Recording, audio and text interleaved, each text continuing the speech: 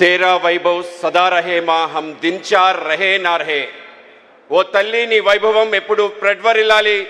నేను బ్రతుకున్నా చచ్చిపోయినా సత్యాగ్రహం తన ఆగ్రహాన్ని సత్యాగ్రహంగా పెట్టి 58 రోజుల పాటు కఠోర దీక్ష చేసి మనందరికీ ఇవాళ భాషా ప్రయుక్త రాష్ట్రాన్ని ఏర్పాటు చేయడానికి అవిరళ కృషి చేసి తన తనువుని అసువులో బాసిన అమరజీవి పొట్టి శ్రీరాములు గారి 58 అడుగుల విగ్రహ ఆవిష్కరణ సభలో పాల్గొనటం మీ అందరితో పాటు నాకు కూడా గొప్ప అదృష్టంగా భావిస్తున్నాను.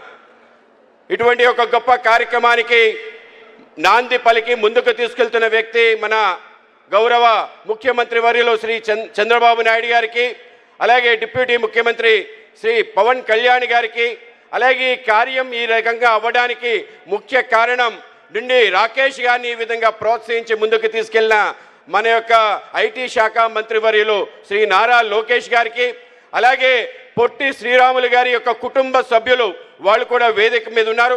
వాళ్ళందరికీ కూడా పాదాభివందనం చేస్తూ, అలాగే వేదిక పైన ఉన్న మంత్రివర్యులకి, ఎమ్మెల్యేలకి, అలాగే వేదిక ముందున్న పొట్టి శ్రీరాములు గారి యొక్క వీరాభిమానులందరికీ కూడా నమస్కారాలు తెలియజేస్తూ, ఈరోజు ఆయన యొక్క త్యాగానికి సంబంధించిన ఆనువాలుగా ఇవాళ స్టాచ్యూ ఆఫ్ సాక్రిఫైస్గా పెట్టారు.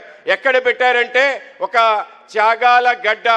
ఇవాళ యొక్క తుళ్ళూరు ప్రాంతం, అమరావతి ప్రాంతం అనేక మంది రైతులు వాళ్ళ యొక్క భూమిని ల్యాండ్ పూలింగ్లో ఇవాళ ఒక భవ్య రాజధాని నిర్మాణం చేయడం కోసం వాళ్ళు ఇచ్చిన ఈ యొక్క త్యాగ భూమిలో ఒక త్యాగధనుడి యొక్క విగ్రహాన్ని పెట్టడం ఏదైతుందో అది కేవలం విగ్రహమే కాదు, మనందరికీ రాబో తరాలకు కూడా స్ఫూర్తి ప్రేరణ కలిగించే ఒక దివ్యమైన ఒక విగ్రహం. ఆ యొక్క విగ్రహ ఛాయల్లో మనందరం కూడా తప్పనిసరిగా ఈ భూమితో పాటు ప్రతి ఒక్క వ్యక్తి కూడా పునీతులవుతాడు. కనుక అటువంటి గొప్ప ఆలోచన చేసిన పొట్టి శ్రీరాములు మెమోరియల్ ట్రస్ట్కి నేను అభినందనలు తెలియజేస్తూ, ఈ యొక్క ట్రస్టు ఈ యొక్క విగ్రహ ఏర్పాటుకి ఎవరైతే దాతలందరూ సహకరించారో వాళ్ళందరికీ కూడా ఈ సందర్భంగా అభినందనలు తెలియజేస్తున్నాను.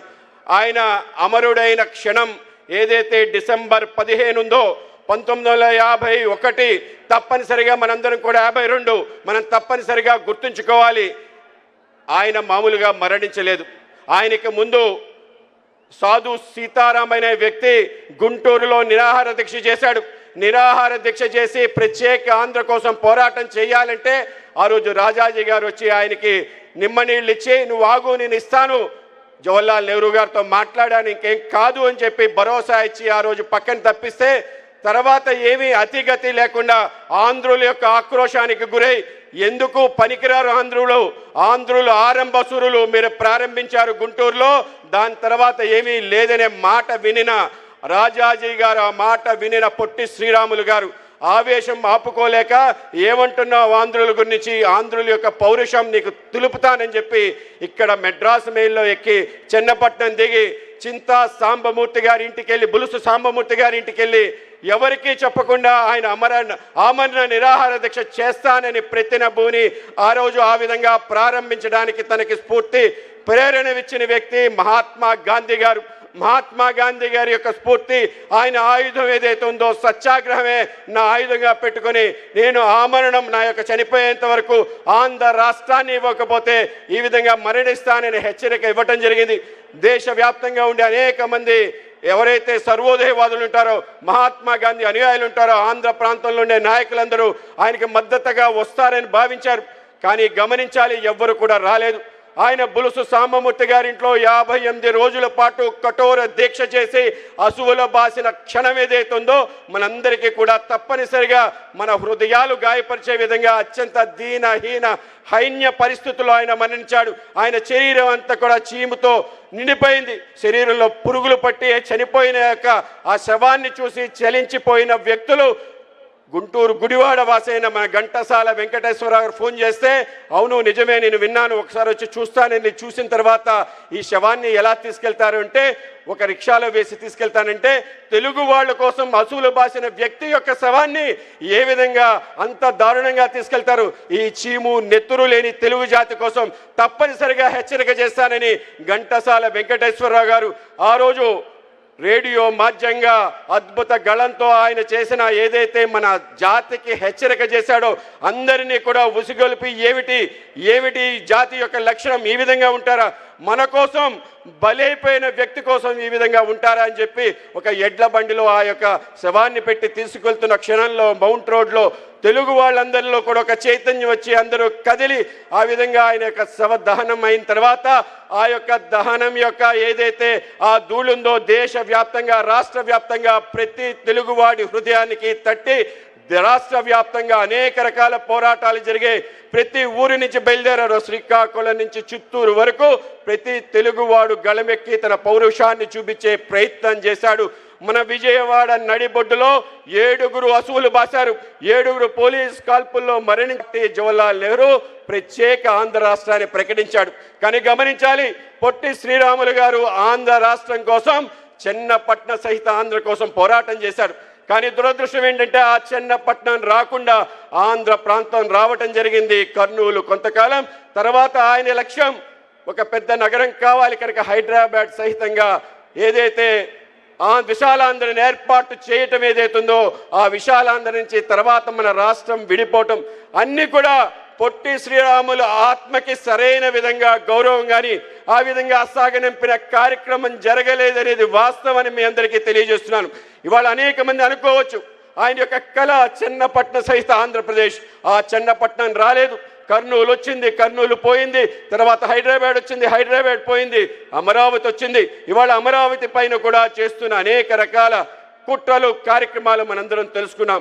ఇవాళ చాలా ప్రత్యేకమైన దినం.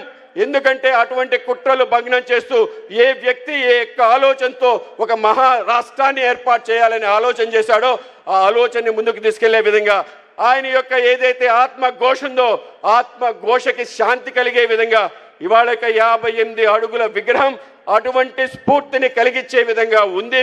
తప్పనిసరిగా రాబో కాలంలో ఏ కలైతే ఒక భవ్య రాజధాని ఆంధ్ర రాష్ట్రానికి రావాలనుకున్నాడో ఆ రాష్ట్రానికి ఈ యొక్క రాజధాని అమరావతి సరైన స్థానం ఆ విధంగా పెట్టి ఆ యొక్క విగ్రహానికి స్టాచ్యూ ఆఫ్ సాక్రిఫైస్ అని పెట్టారు. ఇవాళ గౌరవ ముఖ్యమంత్రి గారు కూడా అభినందనలు తెలియజేస్తున్నాను. అమరావతిలో పెట్టిన మొదటి విగ్రహం మాకు అటల్ బిహారీ వాజ్పేయి గారి యొక్క 100వ జయంతి సందర్భంగా 15 అడుగుల విగ్రహానితో పాటు ఒక ఉద్యానవనాన్ని ఇచ్చారు. ఇవాళ అటువంటి ఈ యొక్క అమరావతిలో అద్భుతమైన పొట్టి శ్రీరాముల విగ్రహం దేనికోసం ఆయన త్యాగం చేశారు, ఈ రాష్ట్రం కోసం, తెలుగు ఆత్మాభిమానం కోసం. కనుకనే ఆయన విగ్రహం ఆయన యొక్క ఆత్మని తప్పనిసరిగా శాంతింపజేస్తుంది. రాబో కాలంలో ఈ ప్రాంతంలో ఏవైతే కుట్రలు జరుగుతున్నా కుట్రలు జరగకుండా చేస్తుంది. కనుక రాబో కాలంలో ఒక అద్భుతమైన రాజధాని పొట్టి శ్రీరాములు గారి ఆత్మ శాంతిస్తుంది. తప్పనిసరిగా ఆంధ్ర రాష్ట్ర వైభవం ఏ కలైతే అనేక మంది త్యాగులు కన్నారో వాటన్నింటినీ పూర్తి చేసుకొని ముందుకు వెళ్ళే గొప్ప సందర్భం ఆయన మరణించిన సందర్భంలో డిసెంబర్ 15న మహాత్మా గాంధీ గారి ముఖ్య అనుచరుడు సర్వోదయ నాయకుడు కుమారప్ప గారు అన్నారు, మరొక గాంధీ మరణించాడని చెప్పాడు. గాంధీ 48లో మరణిస్తే 52లో మరణించిన పొట్టి శ్రీరాములు గారిని కూడా గాంధీ అన్నారంటే ఏ విధంగా దేశం కోసం సమాజం కోసం సర్వ సమర్పణ చేసే ఒక హృదయం ఉందో అటువంటి గొప్ప త్యాగశీలి గురించి మనం కేవలం ఆర్య వైశ్య నాయకుడిగా చూడకూడదు. ఆయన జాతీయ నాయకుడు, దేశ వ్యాప్తంగా ఉండే అన్ని జాతులకి ఒక ఆదర్శ పురుషుడు. కనుక అటువంటి వ్యక్తి యొక్క విగ్రహం ద్వారా ఆయన చరిత్ర ద్వారా మనం భావితరాలు కూడా తప్పనిసరిగా స్ఫూర్తి ప్రేరణ పొందాలి. కనుక అటువంటి ఒక గొప్ప కార్యక్రమంలో మమ్మల్ని కూడా భాగస్వాములు చేసినందుకు ఒక మూర్ఖుడు రాశాడు, కోమటోళ్ళంటే అని ఏదేదో రాశాడు, అర్థం కాని ఒక అజ్ఞాని రాసిన మాటలు. ఆయన ఒక్కసారి తప్పనిసరిగా పొట్టి శ్రీరాములు యొక్క చరిత్ర చదవండి. ఆయన ఎవరి కోసం పోరాటం చేశాడు, దళితుల కోసం చేసిన త్యాగం పోరాటం తప్పనిసరిగా నువ్వు తెలుసుకోవాలి. ఏమి రాస్తున్నావు, ఏం మాట్లాడుతున్నావు తెలియని ఒక మూర్ఖులు ఈ దేశంలో ఉన్నారు. తప్పనిసరిగా వాళ్ళందరికీ కళ్ళు తెరిపించే విధంగా పొట్టి శ్రీరాములు గారి జీవిత చరిత్ర, ఆయన యొక్క స్ఫూర్తి ప్రేరణ పోరాటం నిలుస్తాయి. కనుక అటువంటి గొప్ప కార్యక్రమంలో పాల్గొనడం నా అదృష్టంగా భావిస్తూ ఆయనకి శతకోటి వందనాలు అర్పిస్తూ భారత్ మాతాకి జోహార్, అమరజీవి పొట్టి శ్రీరాములు. అందరూ గట్టిగా 2 సార్లు జోహార్ జోహార్ అండి.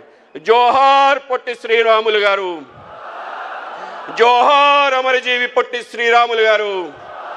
అందరికీ ధన్యవాదాలు.